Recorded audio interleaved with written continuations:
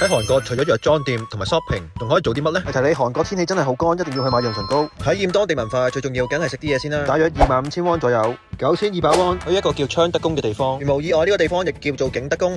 當日係冇開嘅，所以我哋喺門口影下相打卡就要轉場啦。15,000 won 坐車去首爾公園，呢度係最慳時間、紅葉同埋黃葉爆發最多嘅地方，求其都可以影一張勁靚嘅相，因為環境真係好靚。公園勁大，我建議你咧預留2至3個鐘頭咧慢慢行。入邊係冇中文嘅，你要用你嘅感知能力去揾入邊嘅馴鹿。